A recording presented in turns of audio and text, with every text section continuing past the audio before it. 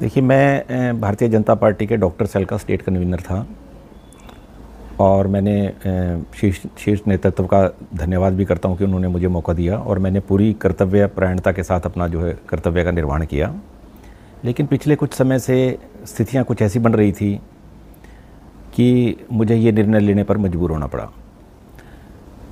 जो ज़मीनी स्तर का कार्यकर्ता है भाजपा का, वो मेरी तरह ही जो है वो हतोत्साहित महसूस कर रहा है। पार्टी के ग्राउंड लेवल के कार्यकर्ता की कहीं सुनवाई नहीं है, चाहे वो ऑफिसर स्तर पे हो, कार्यालय स्तर पे हो, चाहे पार्टी के भीतर भी क्यों ना हो। तो इससे परेशान होकर मैंने तो ये निर्णय लिया कि जब एक कार्यकर्ता की सुनवाई ही नहीं है पार्टी स्तर पे भी, तो फिर इस पार्टी में रहने का क्या फ़ायदा है। तो किस तरह की कमी देखी यहाँ जिला भाजपा में है या प्रदेश में? नहीं, प्रदेश स्तर पे नहीं, हर ज़िले में लगभग अगर मैं बात कहूँ तो अपने मैं तो यमुनानगर की स्पेशल तौर पे बात कहूँगा कि एक कॉकस बना हुआ है कुछ लोगों का, 4-5 लोगों का समूह बना हुआ है और वही जो है वो सारे तंत्र को घेरे रहते हैं। आप अपनी बात को जो है जो पार्टी के शीर्ष नेतृत्व है वहाँ तक नहीं पहुँचा सकते, उनको बता नहीं सकते। पार्टी के कार्यक्रमों में भी पुलिस को लिस्ट दी जाती है मिलने की कि यही लोग जो है वो माननीय मुख्यमंत्री जी से मिलेंगे, शॉर्ट लिस्ट किए जाते हैं और अपना हर जगह जब फीडबैक है वो बाकी जगह भी इस तरह की कार्रवाई चल रही है। तो पार्टी के स्तर पे भी अगर अपनी पार्टी के कार्यकर्ता बात नहीं कह सकते तो फिर उस पार्टी में राजनीतिक तौर पे रहने का तो कोई कारण नहीं बनता। नहीं, इसमें सर भाजपा तो कहती है कि उनका पन्ना प्रमुख है, बिल्कुल 0 पॉइंट पे है। नहीं, जैसे मैंने कहा कि वो लोग बहुत ये बात सभी लोग शायद नहीं कह पाते, कोई ना कोई कारण है, लेकिन मैंने तो लगातार पिछले काफ़ी समय से ये चीज़ महसूस की है कि कार्यकर्ता पार्टी में काफ़ी घुटन महसूस कर रहा है।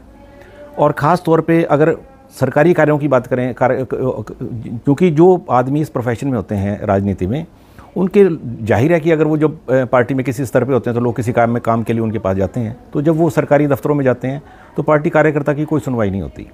सर जैसे क्योंकि आप खुद CM और रिटायर हो, एक बड़ी जिम्मेवारी की पोस्ट होती है और आप कह रहे हैं कि फाइल वाली या जैसी भी बात रही है, कोई तो आपकी एक निजी बात जाती है, इसके अलावा भी कुछ है कि इसी बात से नाराज? नहीं, मैंने तो जैसे आपको कहा कि अगर आप पार्टी के स्तर पर अपनी बात को, चाहे वो किसी स्तर की बात है, अगर आप पार्टी के कार्यकर्ता होने के नाते आप पार्टी के शीर्ष नेतृत्व को अपनी बात नहीं कह सकते तो फिर उस पार्टी में रहने का तो आपका कोई औचित्य नहीं बनता।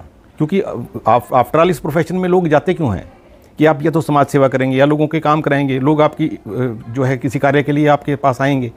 जाहिर है जब आप पार्टी के किसी पद पे होंगे तो और उसकी सरकार है तो लोग उनके पास आएंगे, और आपकी खुद ही का सुनवाई नहीं हो रही तो आप लोगों का क्या काम करवा पाएंगे और लोगों की क्या मदद कर पाएंगे।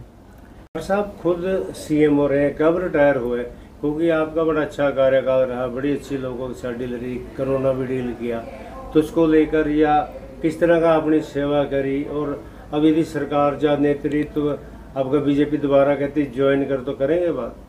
नहीं, मैंने 2022 में मैं रिटायर हुआ था और पूरा जो कोविड का समय है वो मेरे जो मैं उस टाइम पे मैं सिविल सर्जन था और मैंने बड़ी मेहनत के साथ यहाँ पे काम किया।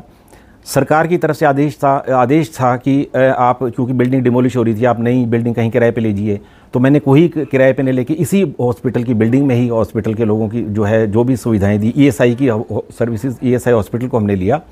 और कोविड की हॉस्पिटल यमुनानगर की जो मैनेजमेंट है उसकी काफ़ी हद तक प्रशासनिक तौर पर भी काफ़ी प्रेज़ हुई है कि हमने इसको अच्छी तरह से मैनेज किया, और यहाँ की जो स्वयंसेवी संस्थाएं हैं वो भी बहुत अच्छी तरह से बेहतर तरीके से जुड़कर मेरे साथ काम करती रही, और मैं उनका भी धन्यवाद करता हूँ। यमुनानगर के बहुत से लोग हैं जिन्होंने उस समय में, कोविड के समय में, महामारी में जो है वो लोगों का साथ दिया, क्योंकि हमारा ये बॉटल नेकिंग थी, बाहर से जो लोग माइग्रेंट पॉपुलेशन थी वो ज़्यादातर यहाँ के सेटल हो गई थी, तो उन लोगों की बहुत मदद हमारे स्थानीय लोगों ने की, और चाहे वो वैक्सीनेशन का कार्य उसमें भी बहुत सी स्वयंसेवी संस्थाएं आई। और जब मेरा रिटायरमेंट हुई तब भी लगभग 65 स्वयंसेवी संस्थाएं यमुनानगर की थी जिन्होंने मुझे उस चीज़ के लिए प्रशंसा भी दी थी और सम्मानित भी किया था।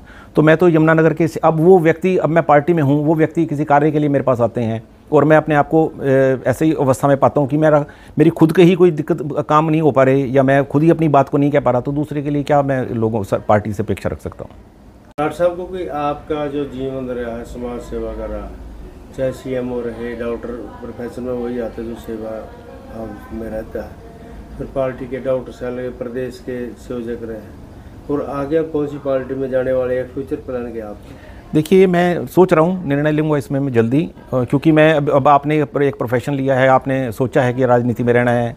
तो अगर कुछ लोग ये सोचते हैं कि मेरे को शहर छुड़वा देंगे, मैं शहर छोड़ दूंगा, तो ऐसा तो नहीं होगा। और मेरे से प्रोफेशन भी छुड़वा देंगे, ये भी नहीं होगा। मैंने रिटायरमेंट के बाद बहुत सोच समझ कर यह निर्णय लिया था कि मैं अब राजनीति के क्षेत्र में अपना जो है भविष्य आजमाऊँगा। तो मैं कहीं ना कहीं तो ज़रूर जुड़ूँगा। भाजपा में मंथन भी होता है, प्रदेश अध्यक्ष बोलते हैं कि नहीं सेम सीट पे बने रहिए, तो रुकेंगे या क्या? नहीं, अब तो मैंने निर्णय ले लिया है। मैं पिछले 2-3 महीनों से लगातार ये जो मेरी बात है, मैंने जो यहाँ मीटिंग हुई थी वहाँ पे भी उठाई थी, और मैंने लगभग सभी लोगों को ये व्यथा जो है, जो कार्यकर्ता की व्यथा, ये सुनाई थी। लेकिन लगता है कि इस पर कोई विचार करना ही नहीं चाहता। कुछ ऐसे अधिकारी हैं जो शायद जिनकी वजह से पार्टी जो है 10-15 सीटों पर नुकसान उठाएगी। तो आने वाली सरकार किसकी मांग? देखो, ये तो भविष्य के गर्भ में है, लेकिन अगर हम ग्राउंड रियलिटी देखें तो इस समय पे भाजपा के लिए अच्छा माहौल नहीं है हरियाणा में। डॉक्टर साहब को कि आपका जो जीवन रहा है, समाज सेवा का रहा, चाहे सीएमओ रहे, डॉक्टर प्रोफेशन में वही आते जो सेवा में रहता है, फिर पार्टी के डॉक्टर से अलग प्रदेश के संयोजक रहे, और आगे कौन सी पार्टी में जाने वाले हैं, फ्यूचर प्लान क्या आपके? देखिए, मैं सोच रहा हूँ, निर्णय लूँगा इसमें मैं जल्दी, क्योंकि मैं अब आपने एक प्रोफेशन लिया है, आपने सोचा है कि राजनीति में रहना है। तो अगर कुछ लोग ये सोचते हैं कि मेरे को शहर छुड़वा देंगे, मैं शहर छोड़ दूंगा, तो ऐसा तो नहीं होगा। और मेरे से प्रोफेशन भी छुड़वा देंगे, ये भी नहीं होगा। मैंने रिटायरमेंट के बाद बहुत सोच समझ कर यह निर्णय लिया था कि मैं अब राजनीति के क्षेत्र में अपना जो है भविष्य आजमाऊँगा। तो मैं कहीं ना कहीं तो ज़रूर जुड़ूँगा। भाजपा में मंथन भी होता है, प्रदेश अध्यक्ष बोलते हैं कि नहीं सेम सीट पे बने रहिए, तो रुकेंगे या क्या? नहीं, अब तो मैंने निर्णय ले लिया है। मैं पिछले 2-3 महीनों से लगातार ये जो मेरी बात है, मैंने जो यहाँ मीटिंग हुई थी वहाँ पे भी उठाई थी, और मैंने लगभग सभी लोगों को ये व्यथा जो है, जो कार्यकर्ता की व्यथा, ये सुनाई थी।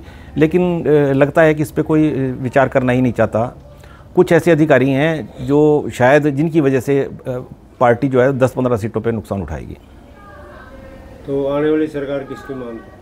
देखो, ये तो भविष्य के गर्भ में है, लेकिन अगर हम ग्राउंड रियलिटी देखें तो इस समय पे भाजपा के लिए अच्छा माहौल नहीं है हरियाणा में।